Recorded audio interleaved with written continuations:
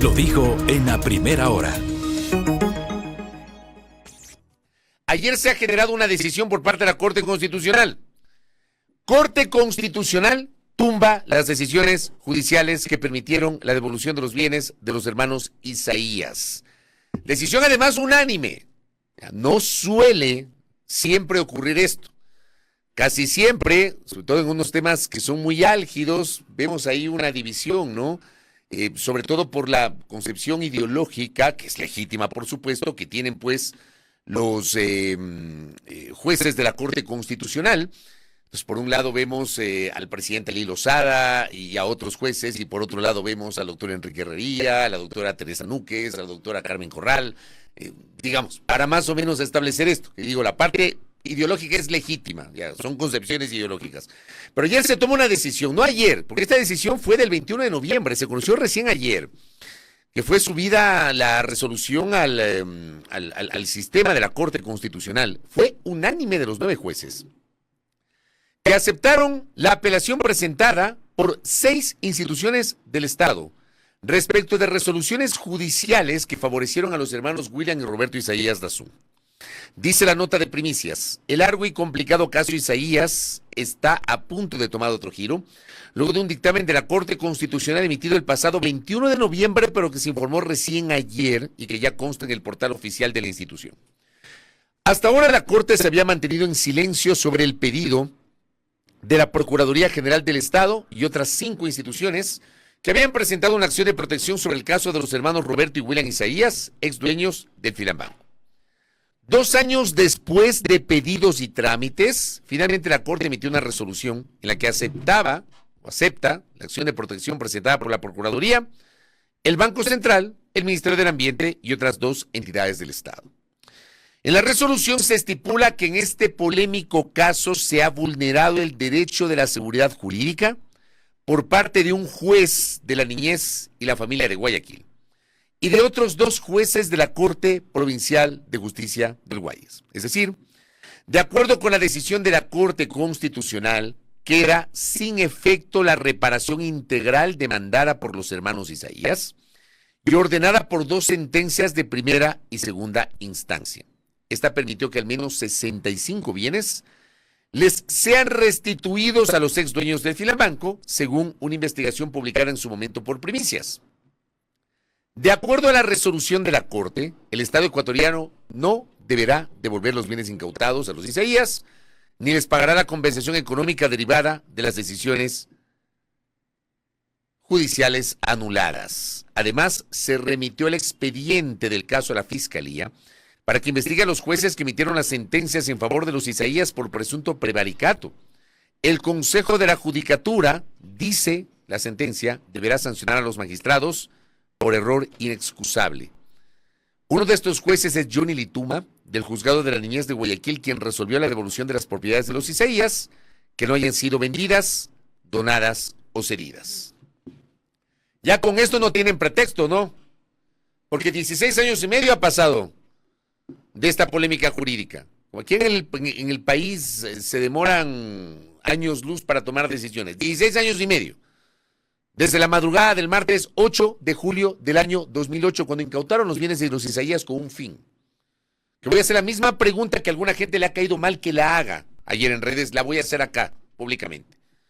El Estado logró recuperar, digo, bajo el concepto o la razón de la incautación, logró recuperar el Estado ecuatoriano por lo menos una parte de los recursos que tuvo que poner con la quiebra de Filambanco en el año 2001. Porque esa fue la razón por la cual incautaron 200 y pico de bienes a los Isaías. Gente que gozó durante toda su vida de un gran poder económico y por supuesto poder político. Gente que tenía diputados, gobiernos a su favor, jueces a su favor. Se demoraron 16 años y medio para tomar esta decisión. Ahora ya no tienen pretexto para resolver la situación de los bienes incautados, entre los cuales, tal vez lo más mediático, voy a redundar, son los medios de comunicación. Porque ante los ojos de la opinión pública poco se conoce de los otros bienes. Probablemente muy pocos saben que no fueron solo los canales los incautados, fueron 200 y pico de bienes incautados, porque el grupo Isaías tenía intereses en diversos sectores de la economía ecuatoriana, pero por supuesto lo más visible era los medios de comunicación. Medios de comunicación que nos dijeron, tras la incautación, que los iban a vender en 6 meses, pero se quedaron en manos del Estado durante 16 años y medio. Medios de comunicación de los cuales solo uno vive y hay uno que sobrevive. El que vive es TC Televisión, que felizmente, como es una marca, TC es una marca, ha logrado capear el temporal, con altos, con bajos, y es un medio de comunicación que ha subsistido. Gamavisión está quebrado. Vayan y pregunten a mis colegas de Gamavisión, canal en el que tuve la oportunidad de trabajar entre 1996 y 1999, donde tengo grandes amigos, gente que tiene 30, 40 años en el canal. Un canal que en su momento era un canal boyante, uno de los canales más importantes del Ecuador, ¿ya? Un canal que se caracterizó por el tema de las novelas, por las transmisiones del fútbol. Es un canal que hoy está quebrado. Les deben los salarios a los colegas trabajadores de la comunicación de Gamavisión, ni siquiera están al día con el Seguro Social, no pueden utilizar los servicios del Seguro Social, no pueden utilizar las prestaciones del Seguro Social, porque no están al día. Y porque 4 gobiernos, porque han pasado 4 gobiernos, no han logrado solucionar esta situación. Pasó el gobierno de Rafael Correa, pasó el gobierno de Lenín Moreno, pasó el gobierno de Guillermo Lazo y el de Daniel Noboa. Y no han logrado solucionar esta situación. Porque lamentablemente la sociedad ecuatoriana discute, los istas y los antis, los unos aplaudiendo la incautación y los otros repudiando la incautación, olvidándose del ser humano, de los trabajadores que terminan siendo la línea más vulnerable de cualquier bronca política, que no tienen la culpa de las broncas políticas. En el año 2018 quebraron varios, la mayor parte de los medios de comunicación fueron cerrados. Las radios, la editorial Luminasa y Cablevisión. Son alrededor de 200 trabajadores que hasta el momento no reciben sus liquidaciones. Desde el año 2018, 6 años. Van a ser 7. Y nadie les da una respuesta. Pero hagamos una mirada retrospectiva. Vamos al año 98, ni siquiera al 2008, vamos al año 98. Cuando se toma una decisión político-económica aupada por el Congreso de la época e impulsada por el gobierno de la época. Se aprueba la ley de creación de la Agencia de Garantía de Depósitos, propuesta por el gobierno del presidente Yamil Mahuad. ¿Ya? Para esto, la Constitución del año 98 establecía la posibilidad de que el Banco Central del Ecuador otorgue créditos de liquidez a los bancos para solucionar situaciones, digamos, de emergencia, pero cuyo pago debía ser inmediato. ¿Ya? Eran créditos que se otorgaban por horas o máximo un día. Según la visión de quienes hablan del mal manejo de los préstamos de liquidez, estos créditos de liquidez entregados por el Banco Central, estos recursos no fueron devueltos por los administradores de Filambanco y se utilizaron inclusive para créditos vinculados. Es decir, Filambanco prestando la plata a clientes que al final del día pertenecían al mismo grupo económico, de empresas que pertenecían al mismo grupo económico, créditos vinculados. Toda una historia el tema de Filambanco. Lo cierto es que Filambanco, luego de que se aprueba la ley del AGD, en los primeros días de diciembre del 98 pasó a manos del Estado. Los Isaías sostienen que entregaron el banco saneado, que pagaron los créditos. Yo hago una pregunta simple, ¿no? Si era así, ¿por qué el banco pasó a manos del Estado? Que eso dice la historia, ¿no? Filambanco pasó a manos del Estado. No cerró en ese momento. El caso de Filambanco no fue lo que pasó meses después con, por ejemplo, el Banco del Progreso, lo que pasó con el Banco La Previsora, con el Banco Unión, con el Solbanco, con todos estos, con el Bancomex, con todos estos bancos que terminaron cayendo durante la crisis financiera del año 99. Filambanco permaneció abierto hasta el año 2001. Y en el año 2001, estando en manos del Estado, Filambanco quiebra, luego de la fusión con el Banco La Previsora. Mañana vamos a conversar y lo vamos a tener acá, no el viernes. Vamos a conversar con Carlos Bravo Macías, quien fue gerente de la AGD, que fue el instrumentador de la incautación. A partir del año 2001 comienza toda una batalla política, jurídica y mediática. Es que era una cosa de locos, ¿no? Por el tema de Filambanco y por establecer la responsabilidad de quién fue el causante de la quiebra de esta entidad. Y por supuesto la batalla se trasladó a los medios de comunicación, porque los Isaías manejaban un emporio de medios de comunicación. Y tal vez la expresión más emblemática de esto, yo ubicaría dos expresiones emblemáticas. La una, el tratamiento del juicio penal en la Corte Suprema de Justicia, donde hubo presiones evidentes sobre jueces, sobre magistrados, y la otra, la parte política.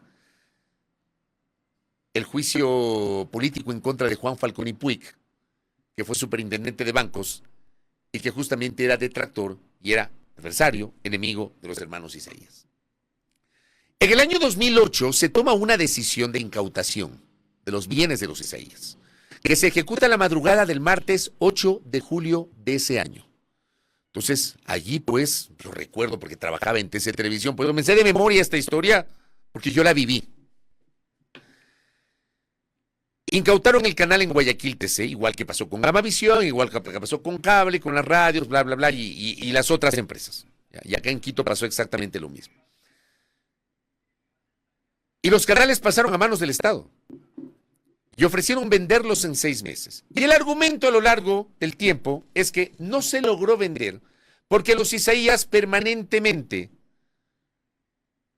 presentaban recursos jurídicos para evitar la venta, y claro, si alguna persona se atrevía a intentar comprar los bienes de los Isaías, corría el riesgo de enfrentarse con una batalla jurídica. Los canales nunca se vendieron. Los canales quebraron. Y aquí, por ejemplo, me encontré con una nota publicada por un querido amigo y docente además, periodista, Allen Panchana Macay, quien escribió en febrero del 2020 para el portal Primicias: 2 gobiernos no pudieron salvar a los medios incautados. El verbo incautar, decía Allen Panchana, tiene 2 acepciones: privar a alguien de alguno de sus bienes como consecuencia de un delito y apoderarse arbitrariamente de algo. Aunque con matices, el gobierno encabezado entonces por el presidente Rafael Correa hizo ambas cosas. La madrugada del 8 de julio del 2008 tomó el control de 195 empresas del Grupo Isaías, expropietario de Filambanco, entidad financiera que quebró en 2001 tras una retahíla de irregularidades. Hasta el 98, como ya lo expresé, Filambanco estuvo en manos de los Isaías, luego pasó a regulación estatal, una época en la que la mitad de las instituciones financieras cerraron y padeció la peor crisis política y económica de la historia.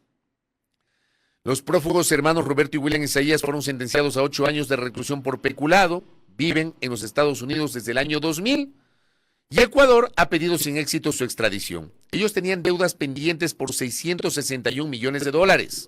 Se demostró que entregaron en calidad de préstamos y garantías esa cantidad a personas y compañías vinculadas. Ahí está, Allen dice lo mismo que yo les comentaba hace minutos. Según la sentencia del 2012 y ratificada en 2014, hubo una contabilidad regular que podría calificarse de ilegal basándose en una auditoría de la firma PricewaterhouseCoopers. Entre las empresas de los Isaías había aseguradoras, concesionarias de vehículos, un ingenio azucarero y la mayor empresa de contenidos por cable del Ecuador. Sin embargo, lo que más trascendió para la opinión pública fue la incautación de 10 empresas de medios de comunicación, especialmente los 2 canales de señal abierta, TC Televisión y Gamavisión. A esos medios se sumaron las radios El Telégrafo y La Prensa, incautadas al grupo de Fernando Aspiazo Seminario, dueño del también quebrado Banco del Progreso y quien falleció hace pocas semanas, y en 2014 el Impress S.A., Diario Hoy, que entró en liquidación por decisión de la Superintendencia de Compañías. En total, incluyendo la editorial Uminasa del Grupo Isaías, que imprimía 6 revistas, Uminasa imprimía la otra, la revista Valles, etcétera. Son 18 medios de comunicación incautados en 2008 que pasaron bajo el control de la Agencia de Garantía de Depósitos. En 2015 se quedaron a cargo de la Unidad de Gestión de Medios, liderada por el entonces secretario de Comunicación Fernando Alvarado. En 2017, en el gobierno de Moreno, pasaron a la empresa coordinadora de empresas públicas y finalmente desde el 3 de abril del 2018 pasaron a la empresa de medios públicos, siempre bajo el control de la función ejecutiva, pero extrañamente no pierden su calidad de medios privados. se han convertido en un híbrido, ni privados ni públicos. Porque claro, por ejemplo, mis compañeros, mis colegas de TC Televisión o de Gamavisión, resulta que ellos están, entre comillas, amparados por el Código del Trabajo, ya, no son servidores públicos, pero el canal o los canales se supone que son empresas privadas cuyo único accionista es el Estado.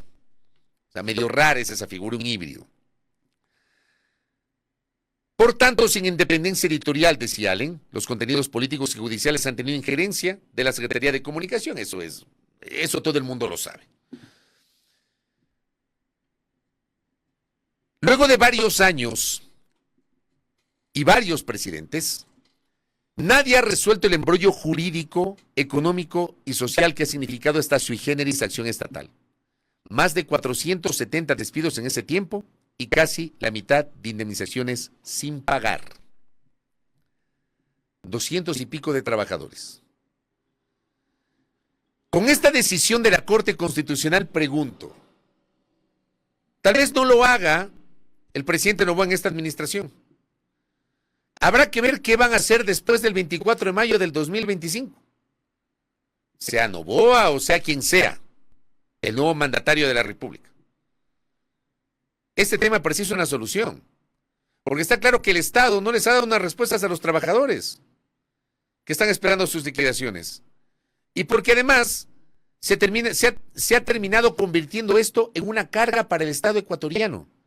Por eso recapitulo la pregunta que hice hace minutos. ¿Qué ganó el Estado ecuatoriano con la incautación? O sea, pongámonos serios. Ya, y no se trata, es que no, que había que hacer nada. Ok, había que hacer algo, pero hazlo bien. ¿Qué ganó el Estado con la incautación? ¿De qué manera el Estado logró resarcir su situación luego del salvataje bancario a partir del año 99? ¿De qué manera el Estado logró recuperar algo de los recursos que tuvo que invertir para pagar a los depositantes del Filamanco luego de la quiebra de esta entidad en el año 2001? ¿Cuánto recuperó el Estado? ¿Alguien sabe esto? Yo no tengo la respuesta porque no la conozco. Yo no he visto eso. Porque luego de 16 años y medio, no es posible que la línea más vulnerable, que es la de los trabajadores, no logre una solución para recibir sus liquidaciones.